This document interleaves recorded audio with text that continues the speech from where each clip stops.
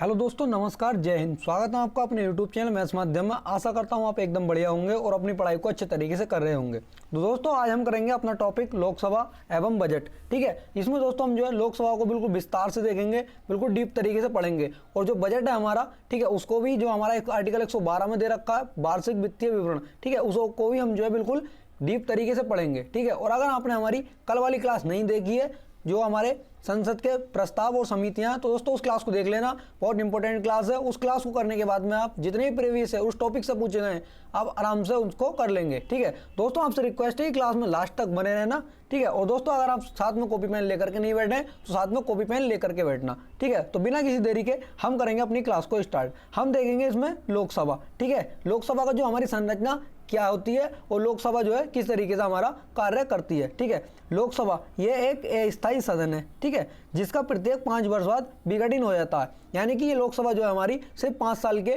लिए होती है। और दोस्तों इसमें मैं ये भी बताऊंगा आपको कि किस लोकसभा का कार्यकाल जो है 5 वर्ष से ज़्यादा हुआ था। ठीक है, तो इसमें जो है हमारा आर्टिकल 81 जो हमारा ये कहता है कि लोकसभा की संरचना, आर्टिकल 81 में जो है लोकसभा की संरचना को बताया गया। उसमें मैं आपको बता चुका हूँ पिछला कि आर्टिकल हमारा 79 जो था वो हमारा संसद से संबंधित था, और आर्टिकल 80 जो था हमारा वो राज्यसभा से, और आर्टिकल हमारा 81 जो है ये लोकसभा की संरचना बताता है। ठीक है, वर्तमान में जो हमारी लोकसभा के सदस्यों की संख्या है वो 552 है। ठीक है, आगे चलते हैं, हम आगे देखेंगे अगले इसमें आर्टिकल हमारा 83 का सब क्लोज 2 ये कहता है कि राष्ट्रीय आपात के दौरान लोकसभा के कार्यकाल को एक बार में जो है 1 वर्ष के लिए बढ़ाया जा सकता है। ठीक है दोस्तों, इसमें बता दूं मैं आपको जो हमारी 5वीं लोकसभा का कार्यकाल था ये 1971 से 1977 तक इसका कर दिया गया था, क्योंकि उस टाइम जो है जो इंदिरा गांधी ने इमरजेंसी लगाई थी, ठीक है, अपने चुनावी को मकसद को जो है हल करने के लिए इंदिरा गांधी ने इसके कार्यकाल को बढ़ा दिया गया था। तो ये हमारा क्वेश्चन पूछ लेता है, और ये हमारा क्वेश्चन यहाँ से पूछा गया था कि किस लोकसभा का कार्यकाल जो है 6 वर्ष का कर दिया गया था। तो ये हमारा जो क्वेश्चन यहाँ से ये वाला क्वेश्चन जो है छत्तीसगढ़ पीसीएस में क्वेश्चन हमारा पूछा गया है कि किस लोकसभा का कार्यकाल जो है 6 वर्ष का हुआ था। तो ये हमारी 5वीं लोकसभा का कार्यकाल था जो कि 1971 से 1977 कर दिया गया था। और दोस्तों इसका जो था ये हमारा चला था लगभग, ये हमारा हुआ था लगभग 5 वर्ष 10 महीने और 6 दिन समथिंग इतना हुआ था। ठीक है, तो इसको आप अच्छे से नोट करते हुए चलना। आर्टिकल हमारा 93 ये कहता है कि लोकसभा का अध्यक्ष एवं उपाध्यक्ष से संबंधित है, कि इसमें लोकसभा के कार्य जो लोकसभा का अध्यक्ष होता है हमारा स्पीकर और उपाध्यक्ष उसके बताए गए हैं कि आर्टिकल हमारा 93 में। ठीक है, यह दोनों सदनों के ही सदस्य होते हैं। जो ये लोकसभा का अध्यक्ष और जो उपाध्यक्ष होगा ये दोनों लोकसभा के ही सदस्य होते हैं। ठीक है, आगे देखेंगे हम अगला हमारा, इसमें एक होता है हमारा प्रोटेम स्पीकर। ठीक है दोस्तों, इसमें बताऊंगा मैं आपको जो वर्तमान में हमारी लोकसभा है उसमें जो प्रोटेम स्पीकर चुने गए थे वो भर्तृहरि मेहताब को प्रोटेम स्पीकर बनाया गया था। ठीक है, देख लेंगे इसमें इनकी नियुक्ति किसके द्वारा की जाती है। ठीक है, प्रोटेम स्पीकर इसकी नियुक्ति जो है राष्ट्रपति द्वारा की जाती है। ठीक है, ये सदन के सदस्यों में से ही चुने जाते हैं। ठीक है, ये उसमें सदन के सदस्यों में से ही जो सबसे बुजुर्ग होता है। ठीक है, अब की बार तो बुजुर्ग को नहीं लिया था, काबिलियत के आधार पर लिया था, बाकी जो पहले लेते थे तो वह बुजुर्ग के आधार पर उनको लेते थे। ठीक है, प्रोटेम स्पीकर नई लोकसभा के सांसदों को शपथ दिलाने का कार्य करते हैं। ठीक है, इसमें जो प्रोटेम स्पीकर की नियुक्ति जो राष्ट्रपति करते हैं, तो वो जो हमारे नई लोकसभा के जो सांसद चुन करके आते हैं, ठीक है, तो उनको शपथ दिलाने के लिए प्रोटेम स्पीकर की नियुक्ति होती है। हमसे यहाँ से क्वेश्चन दोस्तों ये पूछ लेता है कि जो नए सांसद नई लोकसभा के जो नए सांसद चुन करके आते हैं उनको शपथ दिलाने का कार्य कौन करता है। तो हमसे ऑप्शन में जो राष्ट्रपति प्रधानमंत्री इस तरीके से रख देगा, तो जो उनको शपथ दिलाते हैं प्रोटेम स्पीकर दिलाते हैं। ठीक है, आर्टिकल हमारा 94 क्या कहता है कि अध्यक्ष एवं उपाध्यक्ष का पद रिक्त होने तथा पद त्याग एवं पद से हटा जाने के संबंध में। ठीक है, यह आर्टिकल हमारा 94 कहता है। दोस्तों अगर इसमें आपको जो लग रहा होगा कि आर्टिकल में जो है छोड़ कर पढ़ा रहा हूँ, जो हमारे इनके बीच के आर्टिकल हैं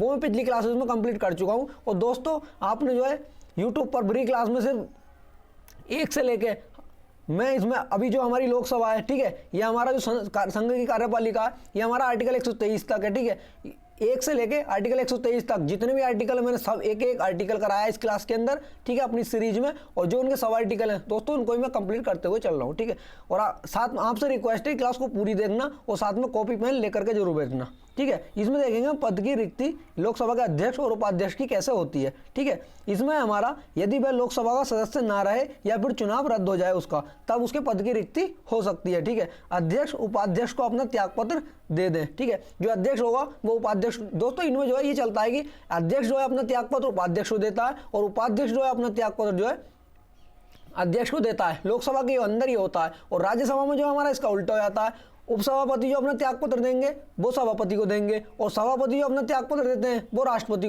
को देते हैं, क्योंकि जो है जो हमारा उपराष्ट्रपति होता है वो सदन का जो है पदेन सभापति होता है, ठीक है। यहाँ पर हमारा यह है कि अध्यक्ष अपना त्यागपत्र जो है उपाध्यक्ष को दे देंगे तो वो उनका पद वहाँ से रिक्त हो जाएगा, ठीक है। पद से, और जैसे उन मान लो यदि उन्हें पद से हटाया जाता है तो पद से हटाए जाने से 14 दिन पहले सूचित करना होगा और उसमें उपस्थित और मतदान करने वालों का बहुमत पास होना चाहिए, ठीक है। यदि हम उपाध्यक्ष या अध्यक्ष को जो है पद से हटाएंगे तो पद से हटाने से पहले जो है उसको 14 दिन पहले सूचित कर दिया जाएगा और जो उसमें उपस्थित और मतदान करने वालों का जो बहुमत से उसको जो प्रस्ताव आया था उसको हटाने के लिए, तो वो इसमें जो है उपस्थित और मतदान करने वालों का जो है बहुमत से पास होना चाहिए, ठीक है। अगला आर्टिकल देखेंगे हमारा आर्टिकल 95 का सेकंड सब क्लोज सेकंड क्या कहता है हमें, यदि लोकसभा का अध्यक्ष अनुपस्थित है तो उसके सभी कार्य उपाध्यक्ष करेगा, ठीक है। आर्टिकल 95 का 2 हमारा कहता है यदि लोकसभा का अध्यक्ष नहीं है, ठीक है, या कहीं बाहर गया हुआ विदेश दौरे पर, इस तरीके से मतलब पद उसका रिक्त है, तो उसका कार्यभार वगैरह जो होगा तो वह उपाध्यक्ष उसके कार्यभार को संभालेगा, ठीक है।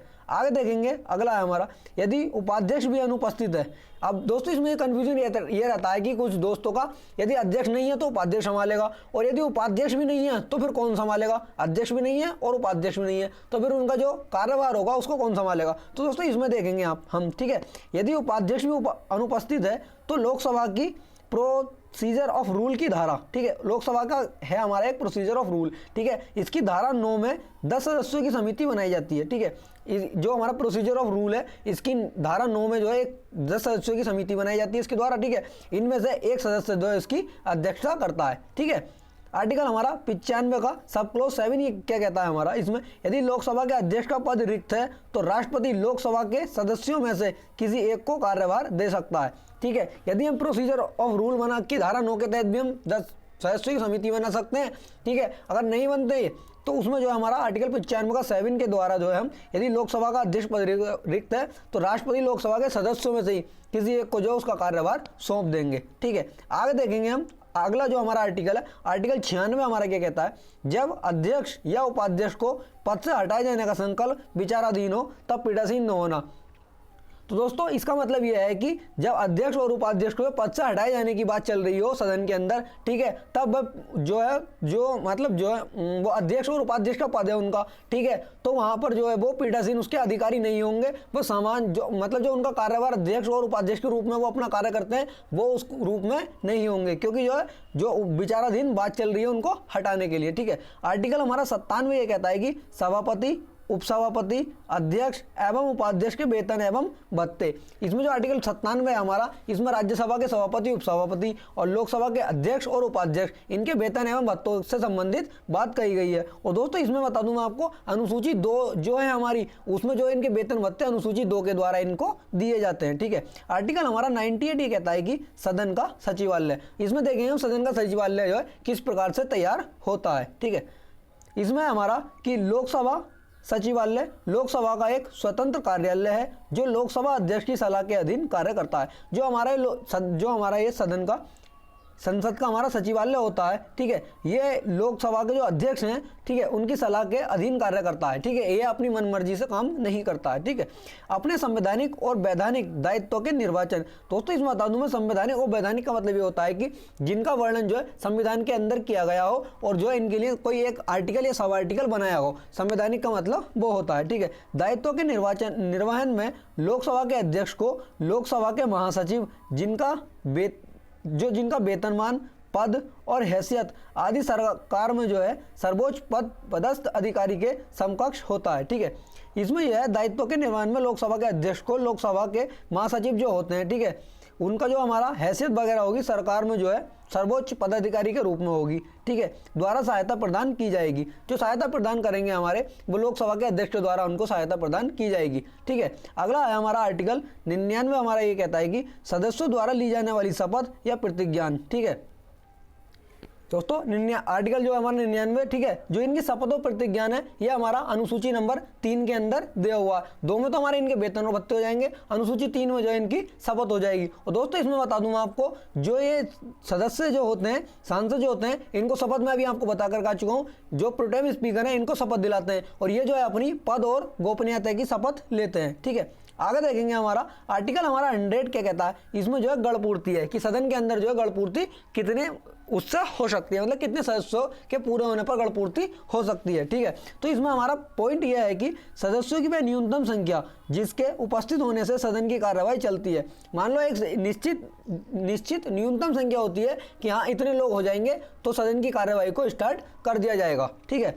यह कुल संख्या का 1/10वां हिस्सा होती है। मान लो जो हमारी लोकसभा है उसकी सदस्य संख्या कितनी है, उसकी जो 552 है, ठीक है, वर्तमान में। तो इसका अगर हम 1/10 निकालेंगे तो ठीक है 1/10 हमारा इसका हो जाएगा 55, यानी कि 55 सदस्य। अब आप कहेंगे कि 55.2 आ रहा है तो उसको छोड़ देंगे, यानी कि जो हमारा अप्रोक्स निकल के आएगा, यदि 55 लोग सदन के अंदर हो जाते हैं तो सदन की जो कार्यवाही को स्टार्ट कर दिया जाएगा, ठीक है। इसे निर्धारित करने का कार्य लोकसभा अध्यक्ष और राज्यसभा उपाध्यक्ष का होता है, ठीक है। इसमें जो है दोस्तों, जो हमारा राज्यसभा उपाध्यक्ष क्यों लिया गया है, क्योंकि जो हमारा अध्यक्ष तो जो होता है वो उपराष्ट्रपति, उसके पदेन सभापति होते हैं, तो ठीक है। लोकसभा के अंदर जो इसे जो निर्धारित करता है वो लोकसभा का अध्यक्ष करता है और राज्यसभा में राज्यसभा का सभापति नहीं करता, उसमें राज्यसभा का उपसभापति उसको निर्धारित करता है, ठीक है। आर्टिकल हम 101 देखेंगे दोस्तों। इसमें जो है मैं सभी आर्टिकल को हम कवर करते हुए चलना है, तो आप जो है आर्टिकल बाय आर्टिकल लिखते हुए चलना, ठीक है। आर्टिकल 101 देखेंगे, इसमें हम कोई व्यक्ति एक संसद के दोनों सदनों का सदस्य नहीं हो सकता, ठीक है। इसमें इसका मतलब यह है कि कोई व्यक्ति एक साथ संसद के दोनों सदनों का सदस्य नहीं हो सकता। यदि कोई व्यक्ति जो है लोकसभा का सदस्य है, ठीक है, तो वह राज्यसभा का सदस्य नहीं होगा और राज्यसभा का सदस्य है तो वह लोकसभा का सदस्य नहीं होगा। यदि मान लो कोई व्यक्ति राज्यसभा का सदस्य है, ठीक है, और उसने लोकसभा का चुनाव लड़ा है, ठीक है, और वो लोकसभा से भी जीत जाता है, ठीक है, तो उसको जो है एक सदन से जो है मतलब अपने एक जो सदस्य है जिस भी एक सदन में, तो वहां से उसको इस्तीफा देना होगा, ठीक है। इसमें आर्टिकल 101 में ये कहा गया है, ठीक। आगे देखेंगे अगला पॉइंट, अगर कोई व्यक्ति दोनों सदनों का सदस्य चुना जाता है तो उसे एक या दूसरे सदन में अपना स्थान छोड़ना होगा। जैसा कि दोस्तों अभी बताया कि वो सिर्फ जो है एक सदन का सदस्य रह सकता है, ठीक है। अगला पॉइंट है हमारा, कोई व्यक्ति एक ही समय में राज्य विधानमंडल के दोनों सदनों और संसद का सदस्य नहीं हो सकता। दोस्तों इसमें यह कहा गया है कि कोई जो एक ही व्यक्ति है वो राज्य के विधानमंडल हमारा, ठीक है, और राज्य के विधानमंडल के दोनों सदन, विधानसभा और विधान परिषद, ठीक है, और संसद का सदस्य एक साथ नहीं हो सकता। वो सिर्फ एक ही सदस्य एक ही जगह पर रह सकता है एक ही बार में, ठीक है। अब अगला देखेंगे हमारा, अगर कोई व्यक्ति संसद और राज्य विधानमंडल के किसी सदन का सदस्य चुना जाता है तो राष्ट्रपति द्वारा बनाए गए नियमों में निर्दिष्ट अवधि की समाप्ति पर संसद में उस व्यक्ति का स्थान रिक्त हो जाएगा, ठीक है। अगर मान लो जो है उसमें जो हमारे राष्ट्रपति हैं, ठीक है, उन्होंने एक अवधि निश्चित कर दी कि भाई तुमको जो है इस समय तक, ठीक है, इतने समय के अंदर एक पद से इस्तीफा देना होगा, तुम सिर्फ एक ही पदों पर रहोगे, ठीक है। और जो मान लो वो ऐसा काम नहीं करता है, ठीक है, निश्चित समय के अनुसार राष्ट्रपति ने जितना समय दिया वो इतना समय के अंदर नहीं करता है काम को, तो उसको जो है दोनों मतलब एक जो पद होगा उसको रिक्त कर दिया जाएगा, ठीक है, ऑटोमेटिक वो पद जो है उसका रिक्त हो जाएगा, ठीक। आगे देखेंगे हम, आगे हमारा इस सीट को तब भी खाली किया जा सकता है जब व्यक्ति राज्य विधानमंडल में अपनी सीट से इस्तीफा दे दे, ठीक है, जब भी हम इस पद को जो है खाली माना जाएगा, ठीक। आर्टिकल हमारा 102 क्या कहता है, ठीक है, संसद के किसी भी सदन का सदस्य बनने या सदस्य रहने के लिए व्यक्तियों को कुछ शर्तों को पूरा करना होता है, ठीक है। जो व्यक्ति संसद के किसी भी सदन का सदस्य बनेगा, ठीक है, बने रहने के लिए उसको जो कुछ शर्तों को पूरा करना होगा, ठीक है। तो दोस्तों इसमें देख लेंगे हम कि कौन सी शर्तें हैं जिनको वह पूरा कर सकता है।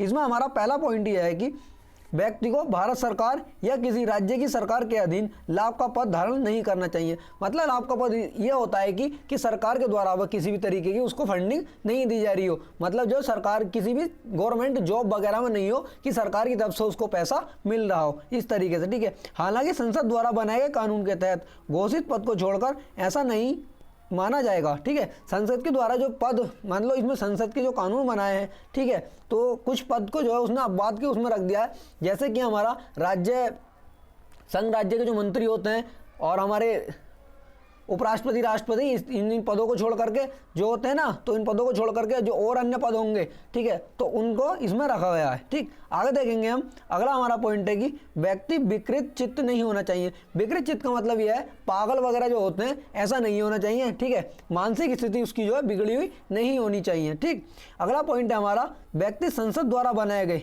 किसी कानून के तहत निर्हरित नहीं होना चाहिए। ठीक है, उसमें जो व्यक्ति है, संसद ने कोई कानून बना रखे हैं हमारे, ठीक है, उसमें यह है कि कोई जघन्य अपराध वगैरह नहीं किया हो, कोई सजा वगैरह भुगत कर नहीं आया हो इस तरीके से, और उस पर कोई जो है केस नहीं चल रहा हो। ठीक है, इसमें यह कहा गया है इस पॉइंट का मतलब। अगला पॉइंट है हमारा कि व्यक्ति भारत का नागरिक नहीं होना चाहिए या उसने किसी विदेश की नागरिकता स्वेच्छा से हासिल कर ली हो। ठीक है, जो व्यक्ति जो है वह भारत का नागरिक होना चाहिए। ठीक है, इसमें ये हमारा पॉइंट ये है कि ये दोस्तों इसमें जो है थोड़ा ये गलत सा लग रहा है कि व्यक्ति भारत का नागरिक नहीं होना चाहिए, ये गलत है, क्योंकि जो व्यक्ति होगा वो भारत का नागरिक तो होना चाहिए। ये हमारी थोड़ी टाइपिंग मिस्टेक है।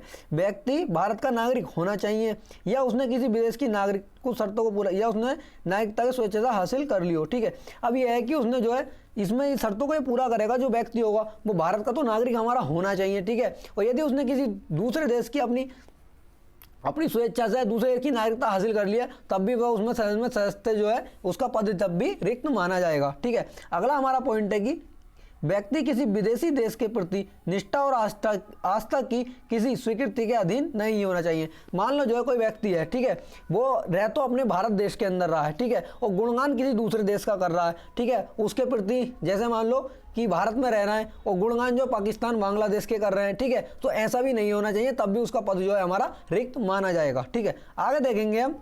अगला है हमारा आर्टिकल 103 हमारा क्या कहता है। ठीक है दोस्तों, आपसे सिर्फ एक ही रिक्वेस्ट है कि क्लास में लास्ट तक बने रहना। ठीक है, क्लास को पूरी देखना, क्योंकि दोस्तों जो आगे हमने बजट भी बिल्कुल विस्तार से देखेंगे। ठीक, और दोस्तों जो आर्टिकल हमारे सभी आर्टिकल इसमें हमने कवर किए और नोट करते हुए दोस्तों जो रिक्वेस्ट है आपसे कि साथ में नोट करते हुए चलना। ठीक है, आर्टिकल हमारा 103 ये कहता है कि संसद के सदस्यों की जो अयोग्यता से जुड़े मामलों पर राष्ट्रपति के निर्णय से जुड़ा है हमारा आर्टिकल 103, जो संसद के सदस्यों की अयोग्यताएं होंगी। इसमें जो है हमारा पहला पॉइंट ये है कि अगर कोई सवाल उठता है कि संसद के किसी सदस्य की सदस्यता खत्म होनी चाहिए या नहीं, तो राष्ट्रपति इस मामले पर फैसला लेते हैं। इसमें यह कहा गया है कि अगर किसी भी जो हमारा सदन का सदस्य है संसद का, ठीक है, तो उसके जो सदस्यता होती है उस पर कोई सवाल वगैरह उठते हैं कि उसकी सदस्यता खत्म होनी चाहिए या नहीं होनी चाहिए। मान लो उसने कोई जो है कोई जघन्य अपराध कर दिया है, ठीक है, तो उसमें कहा है कि उसकी सदस्यता रहनी चाहिए या खत्म कर देनी चाहिए जब तक उस पर जो है केस चल रहा होता है। ठीक है, उसका मामला जो है कोर्ट में हो, ठीक है, न्यायालय के अंदर। तो जो उसका फैसला कौन लेंगे, उसका फैसला जो है राष्ट्रपति उसका फैसला लेते हैं। ठीक है, आगे है हमारा राष्ट्रपति निर्वाचन आयोग की सलाह से फैसला लेते हैं। राष्ट्रपति जो फैसला लेंगे वो निर्वाचन आयोग की सहमति से लेंगे, मतलब जो उस पर विचार विमर्श करेगा पहले निर्वाचन आयोग करेगा, निर्वाचन आयोग जो उसकी में जो विचार विमर्श करेगा, विचार विमर्श करने के बाद में जो है राष्ट्रपति उससे सलाह लेंगे कि भाई ऐसा करना चाहिए या नहीं करना चाहिए निर्वाचन आयोग का। ठीक है, यहाँ पर मंत्रिमंडल का कोई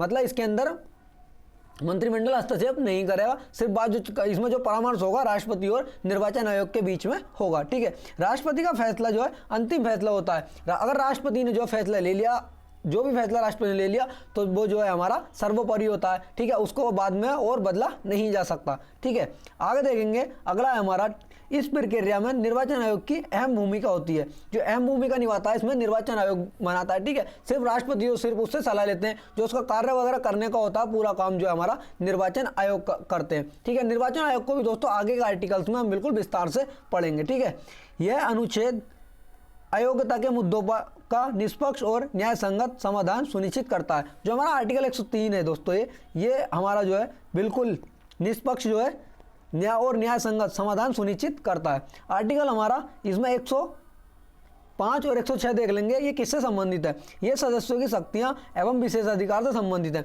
जैसा कि मैं अभी आपको बता करके आया था, पिछली क्लास में मैंने आपको बताया था कि आर्टिकल 105 जो है संसद के सदस्यों के जो है विशेष अधिकार उसमें दिए गए हैं। ठीक है, और उनकी शक्तियां दी गई हैं, जैसा कि महान्यायवादी को भी हमारा आर्टिकल 105 प्राप्त होता है। ठीक है, आगे देखेंगे। अगला है हमारा कि उनको शक्तियां और क्या क्या प्राप्त होती हैं और उनके अधिकार क्या क्या होते हैं। उन्हें सदन में बोलने का अधिकार होता है, ठीक है। किसी न्यायालय में चुनौती नहीं दे सकते, उनको जो है हम किसी भी न्यायालय के अंदर चुनौती नहीं दे सकते, ठीक है। अगला है हमारा कि जो है उन पर दीवानी मुकदमा, ठीक है, दीवानी मुकदमा उन पर कब नहीं चलेगा, ठीक है। सत्र शुरू होने से 40 दिन पहले और सत्र खत्म होने के 40 दिन बाद तक उनकी गिरफ्तारी नहीं हो सकती, ठीक है। यदि जब सदन की कार्रवाई शुरू हो जाती है, मान लो एक निश्चित तारीख है, ठीक है, इस तारीख से सदन की कार्रवाई शुरू होगी, ठीक है, तो उससे 40 दिन पहले और सदन की कार्रवाई जब खत्म होगी और उसके 40 दिन बाद तक उनकी गिरफ्तारी नहीं हो सकती। यह हमारा दीवानी मुकदमे के अंतर्गत आता है। एक हो जाता है हमारा फौजदारी मुकदमे। तो गिरफ्तारी के लिए पीठासीन अधिकारी की अनुमति लेनी होती है। इसमें जो है जो हम गिरफ्तारी जो करेंगे उसमें जो है, तो उसमें जो मान लो लोकसभा का सदस्य है तो जो है हम उसमें लोकसभा के स्पीकर से अनुमति लेंगे पहले। यदि राज्यसभा का है तो राज्यसभा के पीठासीन अधिकारी जो है हमारा सभापति, उसकी अनुमति लेना अनिवार्य है, ठीक है। आगे देखेंगे हम इसमें जो है कुछ विधायी प्रक्रिया जो दी गई है हमारी, इसमें आर्टिकल 107 से आर्टिकल 111 तक इसमें जो हमारे लोकसभा के सदस्य होते हैं उनकी जो है कुछ विधायी प्रक्रिया दी गई है, ठीक है।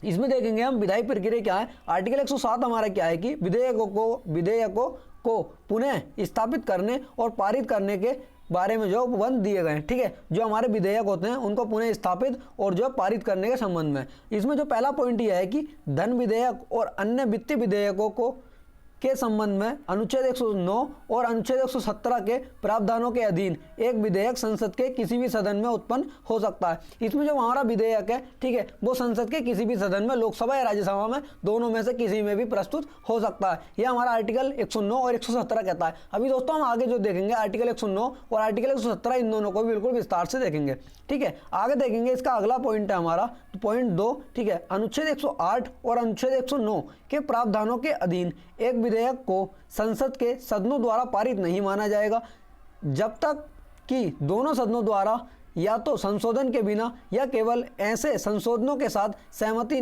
नहीं दी जाती जिन पर वह सहमति हुई है, ठीक है। इसमें दोस्तों ये कहा गया है कि जो हमारा आर्टिकल 108 और 109 के प्रावधानों के अधीन ये माना गया है कि संसद के जो विधेयक को संसद के सदनों द्वारा पारित नहीं माना जाएगा, मतलब जब तक नहीं माना जाएगा कि दोनों सदनों द्वारा या तो संशोधन के बिना या केवल ऐसे संशोधनों के साथ सहमति नहीं दी जाती है जिन पर वह सहमति हुई हो, ठीक है। इसमें देखेंगे आर्टिकल हमारा 108 क्या है कि कुछ मामलों में दोनों सदनों की संयुक्त बैठक। इसमें दोस्तों जो है संयुक्त बैठक जो है कौन मतलब जो संयुक्त बैठक आती है वो कौन बुलाता है, ठीक है, राष्ट्रपति संयुक्त बैठक को बुलाते हैं, ठीक है। और जो संयुक्त बैठक होती है इसकी अध्यक्षता जो है हमारा लोकसभा का स्पीकर इसकी अध्यक्षता करता है, क्योंकि जो है दोस्तों इसमें संयुक्त बैठक जो है राष्ट्रपति द्वारा बुलाई जाती है एवं लोकसभा अध्यक्ष जो है इसकी अध्यक्षता करते हैं, ठीक है। अगला है हमारा, आगे देखेंगे इसमें जो है दूसरे सदन द्वारा विधेयक के पारित होने की तारीख से 6 माह से अधिक समय बीत जाने के बाद जो ये आती है हमारी संयुक्त बैठक जो बुलाई जाती है राष्ट्रपति द्वारा, तो ये कब बुलाई जाएगी। जो मान लो लोकसभा से कोई हमारा प्रस्ताव पास हो गया विधेयक, ठीक है, और राज्यसभा को हमने भेज दिया है, ठीक, और जो पारित लोकसभा से हो गया विधेयक, ठीक है, पारित होने की तारीख से 6 माह से अधिक समय बीत जाने के बाद 6 महीने हो गए और राज्यसभा ने जो उस पर जो सहमति नहीं दी अपनी, ठीक है, पारित नहीं करा उसमें, तो राष्ट्रपति को जो उसमें मजबूरन संयुक्त बैठक आर्टिकल 108 के तहत बुलाई जाती है, ठीक है, जब तक कि लोकसभा के विघटन के कारण विधेयक व्यवगत न हो जाए, ठीक है।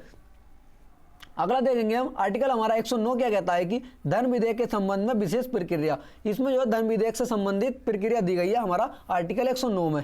राज्यों की परिषद में पेश नहीं किया जाएगा। जो हमारा धन विधेयक होता है वो राज्यों की जो परिषदें होती हैं उनमें पेश ये नहीं किया जाएगा धन विधेयक, इसको जो है सिर्फ हम जो है लोकसभा में ही पेश कर सकते हैं, ठीक है। इसमें देखेंगे हमारा अगला पॉइंट है हमारा, यदि कोई धन विधेयक लोकसभा द्वारा पारित किया गया हो और इसकी सिफारिशों के लिए राज्यसभा की परिषद को प्रेषित किया गया हो तो 14 दिन की उक्त अवधि के भीतर लोकसभा को वापस नहीं किया जाएगा। इसका दोस्तों मतलब यह है इस पॉइंट का, लोकसभा से जो है धन विधेयक हमारा लोकसभा से पास हो जाता है, ठीक है, और राज्यसभा जो है उसको पास नहीं करती है, ठीक है। राज्यसभा ने मान लो उसको जो है मतलब जो है पास नहीं किया, अपने पास रख लिया, तो जो हमारा विधेयक होगा तो वो हमारा स्वतः ही 14 दिन के बाद में जो है मान लो 14 दिन हो गए, उसने उस पर कोई विचार विमर्श नहीं करा राज्यसभा ने, तो वो 14 दिन के बाद जो विधेयक हो, धन विधेयक होगा हमारा, वो स्वतः ही पास माना जाएगा। ठीक है, अब उसमें चाहे वो राज्यसभा उसको रखे रहे, कुछ भी करे, लेकिन 14 दिन के बाद में वो अपने आप ही ऑटोमेटिक पास माना जाएगा। ठीक है, राष्ट्रपति के पास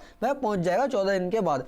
आर्टिकल हमारा 110 ये कहता है कि धन विधेयक की परिभाषा। दोस्तों इसमें जो है आप थोड़ा इसमें कंफ्यूजन मत होना कि जो प्रक्रिया हमारी दी गई है धन विधेयक की, वो आर्टिकल 109 में हमारी इसकी पहले प्रक्रिया दे दी गई है। ठीक है, और आर्टिकल 110 में जो है इसकी हमारी परिभाषा जो है बाद में दे दी गई है। ठीक है, इसमें यह है कि परिभाषा में इसकी जो है धन विधेयक सिर्फ लोकसभा में पेश किया जा सकता है। जो धन विधेयक होता है हमारा, ठीक है, इसमें जो ये हमारे लोकसभा के उसमें ही पेश किया जाता है, लोकसभा में इसलिए पेश किया जाता है हमारा धन विधेयक, ठीक है, कि ये जो है लोक महत्व की बात इसमें होती है, और ये जो है जो हमारे लोकसभा के जो सदस्य होते हैं ये सीधे जनप्रतिनिधित्व करते हैं, सीधे जनता के द्वारा चुने जाते हैं, इनका जो चुनाव होता है प्रत्यक्ष रूप से होता है। ठीक है, इसलिए धन विधेयक को हम लोकसभा में पेश किया जाता है। ठीक, आगे देखेंगे हम इसमें दोस्तों और धन विधेयक के बारे में। धन विधेयक को सरकारी विधेयक माना जाता है और इसे सिर्फ मंत्री ही पेश कर सकते हैं। धन विधेयक को जो हमारा ये सरकारी विधेयक माना जाता है, और ये धन विधेयक जो आता है ये सीधे लोक महत्व से संबंधित होता है, और इसे जो है सिर्फ मंत्रियों द्वारा ही पेश किया जाता है। इसे जो है कोई और व्यक्ति पेश नहीं करेगा। इसे जो धन विधेयक होगा, जो सदन का मतलब कोई भी सदस्य इसको पेश नहीं करेगा, सिर्फ जो मंत्री होंगे, जिनके पास विभाग होंगे, बड़े बड़े कैबिनेट मंत्री होंगे हमारे, सिर्फ वो ही इसको पेश कर सकते हैं। अगला पॉइंट हमारा कि धन विधेयक पर राज्यसभा की सिफारिशों को स्वीकार या अस्वीकार करना लोकसभा का फैसला होता है। मान लो जो है धन विधेयक आया, ठीक है, लोकसभा से वो पास हो गया, लोकसभा से पास होने के बाद में वो राज्यसभा में गया। ठीक है, राज्यसभा ने मान लो उसमें रखा कि भाई इसमें जो धन विधेयक में ये चीज मतलब जो है इसमें ये कि इसमें जो है ये सुधार होना चाहिए, इसकी जगह ये होना चाहिए, तुमने ये गलत कर दिया इसके अंदर। ठीक है, तो उसने मान लो लिख करके राज्यसभा ने दे दिया, राज्यसभा से जाने के बाद में लोकसभा में पहुंचे दोबारा, तो ये लोकसभा का फैसला होता है कि लोकसभा जो उन्होंने सुधार करे हैं उसके अंदर लोकसभा जो उन सुधारों को मान भी सकती है और मतलब जो है उनको नहीं भी मान सकती, मतलब स्वीकार भी कर सकती है उनकी सिफारिशों को और अस्वीकार भी कर सकती है। ये लोकसभा के ऊपर निर्भर करता है। ठीक है, उसमें जोर जबरदस्ती नहीं होती है राज्यसभा की कि भाई तुमको जो हमने सुधार करा तुमको ये करना पड़ेगा। ठीक है, ये लोकसभा का फैसला होता है, ये अस्वीकार करना ना करना। ठीक है, राज्यसभा धन विधेयक में संशोधन की सिफारिश कर सकती है, लेकिन उसे 14 दिनों के अंदर लोकसभा को लौटाना होता है। ठीक है, सिर्फ जो राज्यसभा होगी हमारी वो लोकसभा से जो है धन विधेयक में संशोधन करके सिर्फ जो है सिफारिश ही कर सकती है, उसमें जो है संशोधन नहीं कर सकती। ठीक है, उसमें जो सिफारिश करेगी लोकसभा अगर चाहेगी तो उसमें जो है उसकी सिफारिशों को स्वीकार भी कर सकती है और अस्वीकार भी कर सकती है, और जो उसको धन विधेयक होता है 14 दिनों के भीतर जो है उसको लौटाना होता है। अगर 14 दिनों के भीतर नहीं लौटाया जाता है राज्यसभा के द्वारा तो वो ऑटोमेटिकली वहां से पास माना जाता है। ठीक है, आगे देखेंगे हम दोस्तों, इसमें अगला पॉइंट है हमारा, अगर लोकसभा राज्यसभा की सिफारिशों को स्वीकार करती है तो धन विधेयक दोनों सदनों में पारित माना जाता है। यदि मान लो लोकसभा जो है उसकी जो हमारी राज्यसभा की जो सिफारिशें होती हैं उनको स्वीकार कर लेती है, जो हमारा धन विधेयक होगा तो वह जो है दोनों सदनों से पास माना जाता है। फिर उसके बाद में जो अगर पास हो जाता है फिर वो हमारा राष्ट्रपति के पास जाता है धन विधेयक। ठीक है, वो राष्ट्रपति के साइन होने के लिए। ठीक है, अगर लोकसभा राज्यसभा की सिफारिशों को स्वीकार नहीं करती है तो धन विधेयक लोकसभा में पारित रूप में ही दोनों सदनों में पारित माना जाएगा। मान लो अगर जो है संशोधन उसने जो संशोधन करे राज्यसभा ने, ठीक है, उन संशोधनों की जो सिफारिशें हुई, ठीक है, उन सिफारिशों को उसने स्वीकार नहीं करा हमारा लोकसभा ने, तो धन विधेयक जो है लोकसभा में पारित रूप में दोनों ही सदनों में पारित माना जाएगा। तो मान लो उसने जो संशोधन नहीं करे, ठीक है, लोकसभा ने उसको पास कर दिया तो वो दोनों सदनों से ही पारित माना जाएगा लोकसभा में होने के बाद। ठीक है, अगला पॉइंट है हमारा, धन विधेयक पर लोकसभा के अध्यक्ष का फैसला अंतिम होता है कि क्या ये धन विधेयक है या नहीं। ठीक है, जो हमारा धन विधेयक आता है, ठीक है, इसका फैसला कौन करता है कि ये धन विधेयक है या नहीं है। तो दोस्तों यहाँ से क्वेश्चन पूछा जाता है कि धन विधेयक पर फैसला कौन लेता है कि धन विधेयक मतलब जो कोई विधेयक धन विधेयक है या नहीं। तो इसका फैसला जो है लोकसभा का अध्यक्ष लेता है, और जो उसका फैसला होता है वो अंतिम फैसला होता है। दोस्तों आप इसको जो है नोट कर लेना, इंपॉर्टेंट है ये। ठीक है, आगे देखेंगे हम, अगला है हमारा आर्टिकल 111। आर्टिकल 111 क्या कहता है, इसमें विधेयकों पर स्वीकृति। ठीक है, विधेयकों पर स्वीकृति किस तरीके से होगी। ठीक है, आर्टिकल हमारा 112 ये कहता है, अब इसमें पढ़ेंगे हम बजट। आर्टिकल 112 में दोस्तों बिल्कुल हम इसको विस्तार से पढ़ेंगे बजट को, कि किस तरीके से बजट हमारा पेश होता है और क्या क्या अनुदान बजट पर और क्या क्या प्रस्ताव होते हैं। ठीक है, बजट को जो आर्टिकल 112 में वार्षिक वित्तीय विवरण इसको हम कहते हैं, ठीक है, आम भाषा में इसको हम बजट कहते हैं, ठीक। बजट से एक दिन पहले हमारा आता है कि आर्थिक सर्वेक्षण, सरकार द्वारा पिछले सत्र में लगाए गए अनुमान, ये फरवरी में आता है। ये बजट से हमारा एक दिन पहले आता है आर्थिक सर्वेक्षण। इसमें दोस्तों हलवा वगैरह बनता है, ठीक है, सदन के अंदर, ठीक है। हमारा आर्थिक सर्वेक्षण होता है कि जो हमारा पिछले सत्र में जो अनुमान लगाए गए थे सरकार के द्वारा, ठीक है, ये उसका जो पूरा ब्यौरा होता है, ठीक है। यह फरवरी में आता है। बजट पर प्रस्तुतिकरण देख लेंगे हम, क्या क्या प्रस्तुतिकरण जो है बजट पर हुए हैं, ठीक है। इसमें पहला पॉइंट है 2017-18 से पहले रेल बजट व आम बजट अलग अलग थे। जो 2017 से पहले जो थे रेल बजट और आम बजट अलग अलग पेश होते थे दोनों, लेकिन 2017-18 के बाद में जो है ये दोनों एक साथ पेश होने लगे, ठीक। आगे देखेंगे हम, ठीक है। बजट पर आम बहस के बाद सत्र जो है एक माह के लिए स्थगित कर दिया जाता है। जो बजट पर आम बहस होती है, ठीक है, बजट हमारा जो बजट पेश हुआ, ठीक है, कि उसमें सबको अलग अलग क्या क्या कितना कितना पैसा दिया जाएगा, ठीक है, उस तरीके से फिर उस पर जो है बहस भी होती है। बहस होने के बाद जो है सत्र को एक महीने के लिए, ये हमारा माह गलत लिखा है, ये होगा एक माह के लिए जो है जो हमारा सत्र होगा उसको स्थगित कर दिया जाता है। दोस्तों इसका जो स्थगित करता है वो हमारा लोकसभा का अध्यक्ष जो है उसको स्थगित करता है, ठीक है। अब इसमें अगला पॉइंट है हमारा लेखानुदान पारित किया जाना, ठीक है। लेखानुदान पारित जो है हमारा, लेखानुदान का मतलब यह है कि जो जितने पैसे उसमें एलोकेट, जो मान लो बजट में जो हर विभाग ने अपना अपना अलग अलग पैसा रखा कि भाई हमें इसके लिए इतना पैसा चाहिए, ठीक है, तो उसमें जो है कितना पैसा उनको एलोकेट किया जाना चाहिए या नहीं, ठीक है। तो भारत सरकार ने बजट में जितना पैसा मांगा या उसका 1/6 सरकार को अप्रैल में, या मई नहीं होगा, अप्रैल मई, ठीक है, अप्रैल मई के खर्च के लिए दे दिया जाता है, ठीक है। लेखानुदान पारित ये करता है कि भारत सरकार ने, ठीक है, बजट में जितना पैसा मांगा है, ठीक है, या उसका 1/6 सरकार को, मान लो जो है सरकार के पास, मान लो उसने जो है 20,000 करोड़ रुपए किसी मान लो रक्षा के लिए रखे हैं, ठीक है, तो उसमें जो है सरकार ने जो, अगर सरकार के पास इतना पैसा है तो सरकार एक बार में 20,000 करोड़ रुपए भी दे सकती है, और यदि एक बार में नहीं देती है तो 20,000 करोड़ का 1/6, ठीक है, कि भाई मान लो अभी हमारे पास इतना पैसा नहीं है, ठीक है, तुम अप्रैल मई को चलाने के लिए हम उसका 1/6 तुमको दे रहा है, बाकी पैसा और बाद में दे देंगे, जिससे कि तुम जो अप्रैल और मई में जो है उस कार्य को स्टार्ट कर सको। और जो इनकी हमारे सदन के जो सदस्य वगैरह होते हैं, इनकी तनख्वाह वगैरह जो होती है ना, सैलरी वगैरह, वेतन भत्ते, वो उसमें से आप दे सको। मतलब जो है आप जो 2 महीने में इतने पैसे, 1/6 जो पैसा है, ठीक है, उसका अप्रैल मई में जो है उसका खर्च दे दिया जाता है, ठीक है। अगला है हमारा विभागीय समितियों द्वारा मांगे गए, जो विभागीय समितियां होती हैं उनकी मांगों की जांच करना, ठीक है। संसद का सरकार पर नियंत्रण होता है इन समितियों के द्वारा। जो हमारी विभागीय समिति होती हैं दोस्तों, इन समितियों के द्वारा जो है संसद का सरकार के ऊपर नियंत्रण होता है। वो जो मांग, जितनी भी जो मांग करते हैं उस मांग की जांच जो करती है हमारी इन विभागीय समितियों के द्वारा, उन मांगों की जांच होती है कि ये पैसा सही काम के लिए ले रहे हैं या लगा रहे हैं या नहीं लगा रहे हैं, ठीक है। आगे देखेंगे, अगला है हमारा कि जो अनुदानों की मांगों पर मतदान, ठीक है। जो मान लो अनुदान होते हैं हमारे, जो व्यय, अनुदान का मतलब दोस्तों यहाँ पे यह है कि व्यय से संबंधित है, ठीक है। जो हमारा खर्च मांग रहे हैं बजट में कि हम उस स्कीम के लिए इतना पैसा, उस ब्रिज के, उस पुल के लिए इतना पैसा लेंगे, मान लो जो हमारी कोरोना महामारी हुई थी, ठीक है, तो उसमें सुधार और अच्छा करने के लिए, वैक्सीन वगैरह के लिए इतना हम मांगेंगे, तो उस पर मतदान होता है कि इनको दिया जाना चाहिए इतना पैसा या नहीं दिया जाना चाहिए, या इसमें कटौती की जानी चाहिए। और कटौती से संबंधित जो प्रस्ताव होते हैं दोस्तों, उसमें भी आगे चल के हम अपनी क्लास में देखेंगे, ठीक है। इसमें पहला पॉइंट यह है कि हमारा बजट के अनुदान पर मतदान केवल लोकसभा में भी होगा, लेकिन चर्चा दोनों सदनों में होगी। जो बजट का हमारा अनुदान होगा, व्यय होगा, ठीक है, तो उस पर मतदान जो है लोकसभा के अंदर ही, सिर्फ मतदान जो होगा उसका लोकसभा के अंदर उसका मतदान होगा, लेकिन जो चर्चा चलेगी वो दोनों सदनों के ऊपर चर्चा चलेगी। दोस्तों इसको जो है नोट करते हुए चलना इंपॉर्टेंट है, ठीक है। संचित निधि से खर्च किए जाने वाले खर्चों का पर मतदान जो है 26 दिनों का समय दिया जाता है। जो संचित निधि से खर्च निकलते हैं हमारे, संचित निधि से जो खर्च निकलेंगे, जैसे मंत्रियों के वेतन भत्ते हो गए, राष्ट्रपति का वेतन हो गया, ठीक है, ये हमारे संचित निधि से निकलते हैं। दोस्तों आगे के जो हमारे आर्टिकल्स होंगे उसमें हम संचित निधि को की संचित निधि जो है जो पैसा निकलता है वो किसके सिग्नेचर होकर के निकलता है, आकस्मिकता निधि से पैसा जो किसके सिग्नेचर से होकर के निकलता है, इसको हम अपनी आगे की क्लासेस में पूरा पढ़ेंगे। आर्टिकल 266 का सब क्लोज है, आर्टिकल 267, तो आर्टिकल 269, इनको भी हम अपने आगे क्लास में बिल्कुल विस्तार से देखेंगे, ठीक है। और जो दोस्तों मतदान खर्चों पर जो मतदान होगा उसका जो समय दिया जाएगा, 26 दिनों का उनमें समय दिया जाता है मतदान करने के लिए, ठीक है।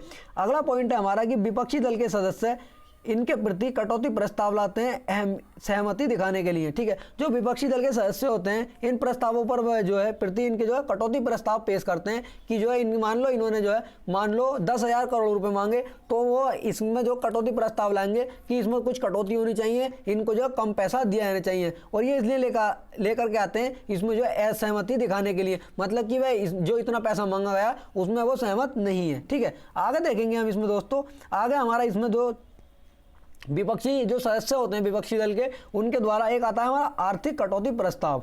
ठीक है, एक तो प्रस्ताव दोस्तों हमारा ये हो जाता है कि एक हमारा कटौती प्रस्ताव लाया जाता है। ठीक है, अगला हमारा प्रस्ताव ये होता है कि आर्थिक कटौती प्रस्ताव, मांगी गई धनराशि के प्रति असहमति दिखाने के लिए। आर्थिक कटौती प्रस्ताव दोस्तों ये होता है कि मान लो जितनी राशि हमसे मांगी गई है उसके प्रति असहमति दिखाने के लिए, मतलब वो सहमत नहीं है, विपक्षी दल के सदस्य हैं वो सहमत नहीं है कि इनको इतना पैसा दिया जाना चाहिए, और जब वो सहमत नहीं होते हैं तो वो आर्थिक कटौती प्रस्ताव लेके आते हैं जो राशि मांगी गई है उसके प्रति। ठीक है, अगला है हमारा पॉइंट कि सांकेतिक कटौती प्रस्ताव। ठीक है, इसको देखेंगे क्या है हमारा, सरकार के प्रति असहमति एवं अनुदान की मांग में कमी करने के लिए। जो सरकार के प्रति असहमति है, मतलब जो ये हमारा सांकेतिक कटौती प्रस्ताव होता है तो उसमें ये इसलिए लेकर के आता है कि आप सरकार के प्रति सहमत नहीं है और अनुदान की मांग में कमी करने के लिए। ठीक है, जो हमारा अनुदान मांगा गया कि इतना व्यय हमारा होगा, ठीक है, उसको कमी करने के लिए हमारा सांकेतिक कटौती प्रस्ताव लाया जाता है। दोस्तों आपसे एक रिक्वेस्ट है, अगर क्लास आपने जो है पूरी देख ली तो आप जो है लोकसभा और बजट से संबंधित हमारे पिछले जितने भी एग्जाम्स हुए हैं दोस्तों, इसमें मैं ये नहीं कह रहा कि कोई स्टेट लेवल का एग्जाम, सेंट्रल लेवल के एग्जाम्स ही हैं, आप इस टॉपिक से उसके पीवाई इस क्लास को पूरी करने के बाद आप पीवाई को लगा लेना उसके। दोस्तों एक भी क्वेश्चन आप छोड़ नहीं पाएंगे, ये आपसे मैं वादा करता हूँ। ठीक है, इसमें आर्टिकल हमारा 113 क्या कहता है इसको देख लेंगे हम। अनुदान के संबंध में संसद की प्रक्रिया, जो हमारा अनुदान दिया जाएगा उसके संबंध में संसद की क्या क्या प्रक्रिया होंगी उसको देख लेंगे हम। इसमें पहला पॉइंट है कि राष्ट्रपति की सिफारिश के बिना अनुदान की कोई मांग नहीं की जाएगी। ठीक है, इसमें दोस्तों ये कहा गया है कि राष्ट्रपति की सिफारिश के बिना, जब तक राष्ट्रपति इसमें कोई सिफारिश नहीं करेंगे अपनी, तो अनुदान की मांग में कोई भी जो है कोई मांग नहीं की जाएगी। जो हमारा पैसा वगैरह दिया जाएगा वो राष्ट्रपति के साइन होने के बाद ही उसको दिया जाएगा। ये नहीं है कि जो मंत्रिपरिषद है उसने जो अपनी मनमानी करके कर लिया, ऐसा कुछ नहीं होगा। उसमें जो राष्ट्रपति की पहले सहमति होगी, ठीक है, तभी वो जो उनको पैसा जो है एलोकेट किया जाएगा। आगे देखेंगे हम इसमें दोस्तों,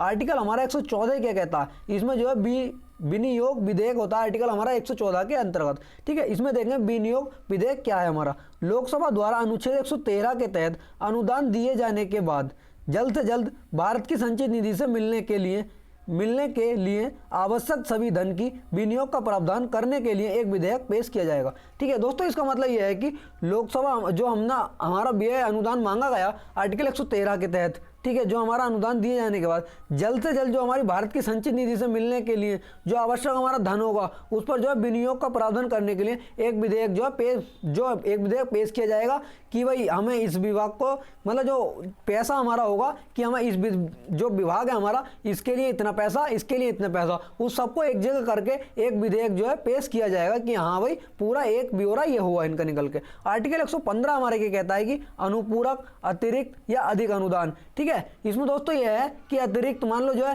काम है उसका कम पैसे का तो वहाँ पे ज़्यादा पैसा ले लिया, अधिक पैसा ले लिया, ठीक है, तो उसको जो है हमारा आर्टिकल 115 के अंदर बताया गया है। ठीक है, इसमें देखेंगे हमारा आर्टिकल 116 क्या कहता है कि लेखानुदान, साख के मत और असाधारण अनुदान। मतलब साधारण नहीं है कि मान लो लिया हमारा किसी काम के लिए और उसको जो है लगा किसी और काम के रहे, या फिर उसको बीच में ही खत्म कर दिया, और मान लो जो ज़्यादा पैसा लिया और कम पैसा करके उसको जो है जैसे अभी गुजरात में हमारा पुल गिर गया था, ठीक है, इस तरीके से उसको कर दिया।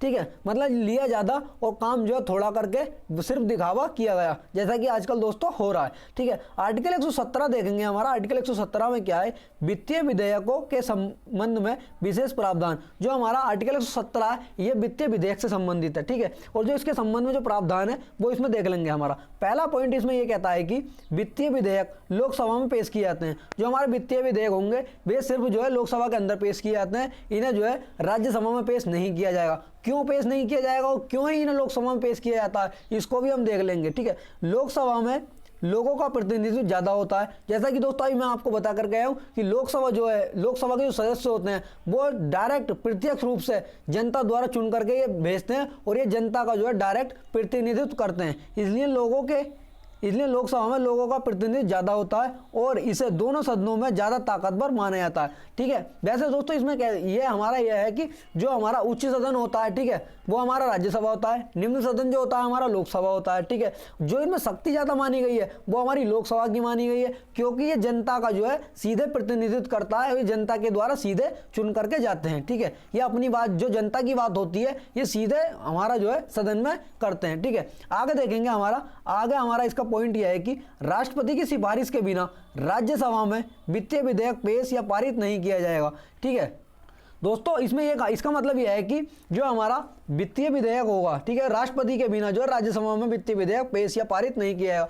जब राष्ट्रपति उसमें सिफारिश कर देंगे तो जो हमारा विधेयक होगा तो वो वहां पे पेश या पारित राज्यसभा में कर दिया जाएगा। ठीक है, अगला पॉइंट है हमारा, राष्ट्रपति की सिफारिश यह सुनिश्चित करती है कि सरकार के पास वित्तीय उपाय प्रस्तावित करने का अधिकार है और वे देश की आर्थिक नीतियों के अनुरूप है। ठीक है, अगला हमारा आर्टिकल है आर्टिकल 118। इसमें जो है प्रक्रिया के नियम दिए गए हैं कि जो हमारी प्रक्रिया इसके क्या क्या नियम होने चाहिए वित्तीय विधेयक के। ठीक है, और दोस्तों इसमें बता दूंगा आपको वित्तीय विधेयक का जो वित्तीय विधेयक होता है हमारा, जो सबसे पहले ये हमारा राष्ट्रपति के पास जाता है वित्तीय विधेयक। और दोस्तों इसमें बता दूंगा आपको जो हमारा वित्तीय विधेयक होता है, ठीक है, राष्ट्रपति इसको जो है पुनर्विचार के लिए नहीं भेज सकता। ये क्यों नहीं भेज सकता? क्योंकि ये राष्ट्रपति के पास जाता है पहले, फिर बाद में सदन में पेश होता है, लोकसभा में पेश होता है। इसलिए जो राष्ट्रपति इसको जो है, क्योंकि राष्ट्रपति की अनुमति से ही ये पेश किया जाता है, तो इस पर राष्ट्रपति जो पुनर्विचार वगैरह के लिए इसको नहीं भेज सकते। ठीक है, आगे देखेंगे हम। अगला है हमारा आर्टिकल 119। आर्टिकल 119 क्या कहता है हमारा,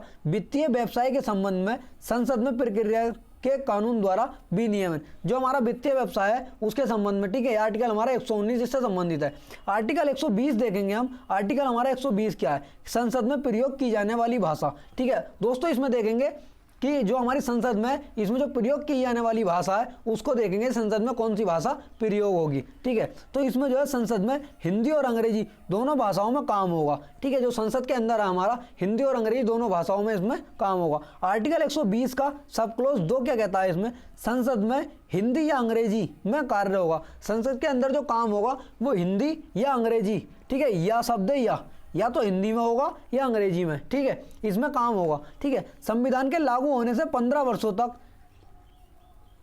संविधान के लागू होने से 15 वर्षों तक, ठीक है, संसद ने प्रावधान नहीं किया तो या अंग्रेजी शब्द को हटा दिया जाएगा। जो मान लो संसद जो स्टार्टिंग में हमारी जो सदन हमारे चले थे तो उसमें ये कहा गया था 1952 में, ठीक है, कि संसद के लागू होने से, जो हमारा संविधान लागू हो गया था, लागू होने से 15 वर्षों तक, ठीक है, संसद ने प्रावधान नहीं किया, कोई प्रावधान नहीं किया। ठीक है, तो ये या शब्द या अंग्रेजी शब्द हट जाएगा। ठीक है, तो सिर्फ जो है हिंदी रहता। लेकिन जो है दोस्तों इसमें बता दूं मैं आपको, कुछ बाद में हमारा एक अधिनियम आया था, ठीक है, राजभाषा अधिनियम 1963 आया था बाद में। ठीक है, हिंदी या, क्योंकि 1952, ठीक है, 52 के बाद में 15 वर्ष तक वो चला, तो 15 वर्षों से पहले ही हमारा 1963 में राजभाषा अधिनियम हमारा पेश कर दिया गया, तो हिंदी या अंग्रेजी ही रहेगा। ठीक है, अगर ये हमारा राजभाषा अधिनियम पेश नहीं होता तो हमारा यहाँ से अंग्रेजी हट जाता, सिर्फ जो है हिंदी रहता। और दोस्तों इसमें बता दूं मैं आपको, हिंदी जो है हमारी एक राजभाषा है, क्योंकि भारत की कोई भी, हमारा देश की, भारत की जो है कोई भी राष्ट्रभाषा नहीं है। ठीक है, राजभाषा जो है हमारी हिंदी है। क्योंकि दोस्तों यहाँ पर हमारा बहुत ज़्यादा कन्फ्यूजन होता है कुछ दोस्तों को कि जो भारत की राष्ट्रभाषा है वो हिंदी है, क्योंकि दोस्तों भारत की कोई राष्ट्रभाषा नहीं है, भारत की राजभाषा है वो है हिंदी। ठीक है, इसमें हमारा ये जो हमारा अधिनियम आया था इसमें कहा गया था कि लोकसभा का अध्यक्ष और राज्यसभा का सभापति किसी भी सदस्य को अपनी मातृभाषा में बोलने की अनुमति दे सकता है। ठीक है, जो अनुमति देगा वो लोकसभा के अंदर लोकसभा का अध्यक्ष देगा और राज्यसभा के अंदर राज्यसभा का सभापति देगा कि उसको उसकी जो है मातृभाषा में बोलने का अधिकार है कि तुम अपनी मातृभाषा में बोल सकते हो। दोस्तों आपने सदन की कार्यवाही में देखा होगा कि सबके कानों पर जो है एक माइक सा, हेडफोन सी लगी होती है। ठीक है, तो उसमें जो है जो उनकी हमारी जो भाषा होती है, ठीक है, तो उसमें जो है उनका जो मतलब भाषा जो है ट्रांसफॉर्म होती रहती है। ठीक है, अगला है हमारा आर्टिकल 121, संसद में चर्चा पर प्रतिबंध। जो हमारी संसद होगी उसमें चर्चा पर जो है प्रतिबंध कैसे लगाया जाएगा। ठीक है, तो इसमें हमारा पहला पॉइंट है कि सर्वोच्च न्यायालय या उच्च न्यायालय के किसी भी न्यायाधीश के अपने कर्तव्यों के निर्वहन में आचरण के संबंध में संसद में कोई चर्चा नहीं होगी। इसमें जो है संसद में जो चर्चाएं होंगी, मतलब किन चर्चाओं पर प्रतिबंध लग सकता है। तो आर्टिकल 121 है, इसको देखेंगे दोबारा कि सर्वोच्च न्यायालय या उच्च न्यायालय के किसी भी न्यायाधीश के अपने कर्तव्यों के निर्वहन में आचरण के संबंध में संसद में कोई चर्चा नहीं होगी। जो सर्वोच्च न्यायालय और हमारा उच्च न्यायालय के न्यायाधीश होंगे, ठीक है, यदि वह अपने कर्तव्यों का सही तरीके से निर्वहन नहीं कर रहे हैं, आचरणों का सही तरीके से नहीं कर रहे हैं, तो उनके संबंध में दोस्तों संसद में कोई भी चर्चा नहीं होगी। ठीक है, आगे देखेंगे हम। अगला हमारा आर्टिकल हो जाता है 122। आर्टिकल 122 में यह कहा गया है कि न्यायालय संसद की कार्यवाही की जांच नहीं कर सकता। जो संसद की कार्यवाही होगी, ठीक है, उस मतलब जो संसद की कार्यवाही क्या कार्यवाही चल रही है, क्या क्या उसके अंदर चल रहा है, तो हमारा जो न्यायालय होगा तो वो उसका जो है जांच नहीं कर सकता आर्टिकल 122 के तहत। ठीक है, आर्टिकल 123 हमारा क्या कहता है, राष्ट्रपति का अध्यादेश। राष्ट्रपति का अध्यादेश, क्योंकि दोस्तों अभी हमने पीछे अपनी क्लास में राष्ट्रपति पूरा पढ़ा था, तो सिर्फ हमने उसमें यही देख लिया था कि आर्टिकल 123 में राष्ट्रपति का अध्यादेश दे रखा है। लेकिन अब हमारे यहाँ आर्टिकल 123 आया, इसको हम विस्तार से देखेंगे कि राष्ट्रपति का अध्यादेश जो है कितना प्रभावी होता है और कब इसको पेश किया जाता है। ठीक है, तो इसमें हमारा आर्टिकल 123 है, राष्ट्रपति के अध्यादेश से संबंधित है। ठीक है, और दोस्तों इसमें देखेंगे हमारा इसमें पहला पॉइंट क्या कहता है कि पहला पॉइंट है हमारा इसमें सत्र नहीं होने पर राष्ट्रपति द्वारा यह जारी किया था। राष्ट्रपति का जो अध्यादेश होता है, मान लो हमारे सत्र नहीं, जो हमारे सत्र हैं वो सत्र हमारे नहीं चल रहे हैं, ठीक है, ना ही लोकसभा ना ही राज्यसभा के सत्र चल रहे हैं, और ठीक है मान लो जो कोई एक ऐसा मान लो महामारी वगैरह कह लो या कोई ऐसा लोक महत्व का कोई मतलब कार्य कह लो, ठीक है, जो करना बहुत जरूरी है, तो राष्ट्रपति उसके संबंध में जो अध्यादेश जारी करते हैं। अब उसमें ये तो नहीं है कि राष्ट्रपति दोनों सदनों को एकदम बुलाएंगे और बुलाने के बाद एकदम जो सत्र चालू कर देंगे, ऐसा नहीं होगा। ये राष्ट्रपति को शक्ति दी गई है कि वे अध्यादेश जारी कर सकते हैं। ठीक है, अगला पॉइंट है हमारा, इसमें वही बल एवं प्रभाव होता है जो अधिनियम में होता है। इसमें इतनी शक्ति होती है दोस्तों कि जो कार्य किसी अधिनियम के द्वारा होता है वही कार्य जो इसके अध्यादेश के द्वारा हो सकता है। ये इतनी शक्ति इसके अंदर होती है। अगला पॉइंट है हमारा, राष्ट्रपति की घोषणा के बाद सत्र के आने के 6 सप्ताह तक ये लागू रहता है। राष्ट्रपति ने अध्यादेश की घोषणा कर दी, ठीक है, और उसके मान लो घोषणा करने के 10 दिन बाद ही हमारे सत्र आ जाते हैं। ठीक है, सत्र आने के बाद में जो है मान लो सत्र आ गए, ठीक है, तो सत्र हमारे जो आने के बाद में है, सत्रों के आने के 6 सप्ताह बाद तक भी हमारा बना रहता है। 6 सप्ताह दोस्तों, यहाँ से क्वेश्चन पूछा जाता है कि ये कितने सप्ताह तक लागू रहेगा, तो दोस्तों यहाँ पे 6 महीने कर देगा, 6 माह 6 सप्ताह कर देगा या 6 सप्ताह कर देगा। तो दोस्तों इसको नोट करना आप, ये जो है 6 सप्ताह तक जो है लागू रहता है सदन में जो है सत्र आने के बाद में। ठीक है, आगे देखेंगे और हम इससे जो है संविधान में संशोधन नहीं हो सकता। जो हमारा अध्यादेश होता है इसके द्वारा हम संविधान में संशोधन नहीं करते, लेकिन अधिनियम के द्वारा संशोधन हो जाता है। ठीक है, इसको आप नोट कर लेना। ठीक है, अगला पॉइंट है हमारा कि भूतलक्षी प्रभाव से इसे लागू किया जा सकता है। भूतलक्षी प्रभाव का मतलब दोस्तों ये होता है कि इसको पीछे के हमारे पीछे जा करके मतलब पास्ट में जा करके इसको लागू किया जा सकता है। मान लो पीछे जो कोई काम हुआ है, ठीक है, मान लो 2024 चल रही है, 23 में कोई काम हुआ है, तो 2023 में जा करके भी इसको प्रभाव में जो है इसको लागू किया जा सकता है। भूतलक्षी का मतलब यही होता है। अगला पॉइंट हमारा, राष्ट्रपति जब चाहे तो मंत्रिपरिषद की सलाह पर इसको वापस ले सकता है। ठीक है, इसको खत्म नहीं किया जाएगा। यदि राष्ट्रपति चाहता है तो राष्ट्रपति इसको जो मंत्रिपरिषद की सलाह पर वापस ले सकते हैं। ठीक है दोस्तों, आज की क्लास इतनी है हमारी, और दोस्तों इस क्लास में मैंने जो है अपनी पूरी मेहनत लगा दी है। ठीक है, और ये किसी एक किताब से मैंने कॉपी पेस्ट नहीं करा दोस्तों, इसको ढूंढने में लगभग 2 से 3 इतने कंटेंट को 2 से 3 दिन लगे हैं। ये नहीं है कि मैंने किसी एक टीचर का उठाया और मैंने कॉपी पेस्ट कर दिया। और दोस्तों शायद ही आपको यूट्यूब पर बिल्कुल एक आर्टिकल मिल रहा होगा। ठीक है, आपको जो है अगर आपने क्लास पूरी देख ली तो दोस्तों आपको कोई बुक्स खरीदने की या कोई पॉलिटी का फाउंडेशन बैच खरीदने की दोस्तों जरूरत नहीं है, क्योंकि दोस्तों इसमें मैं बिल्कुल पूरा कवर करा रहा हूँ। और एक आर्टिकल में इसमें आपको पता लग रहा होगा, अगर आपने मेरी पिछली क्लासेस देखी है तो उसमें आपको पता लग रहा होगा कि एक आर्टिकल में इसमें कवर करते हुए चल रहा है और सब आर्टिकल देखते हुए चल रहा है। दोस्तों आपसे वादा करता हूं, अगर आपने पूरी क्लासेस हमारी कर ली पॉलिटी की, तो आपको कोई बैच खरीदने, फाउंडेशन बैच खरीदने की जरूरत नहीं है। आप यहीं से अपना पॉलिटी अच्छी कर सकते हैं। तो दोस्तों अपना साथ बनाए रखना, और दोस्तों बहुत जल्द हमारा परिवार जो है एक हमारा बनके का हो जाएगा। ठीक है, तो दोस्तों आपसे रिक्वेस्ट है कि आप जो है चैनल को ज़्यादा से ज़्यादा शेयर करें, और दोस्तों क्लास में एक जो है कमेंट जरूर करना कि क्लास आपको कैसी लगी। ठीक है, इसी के साथ हम मिलते हैं नेक्स्ट वीडियो में। जय हिंद, जय भारत।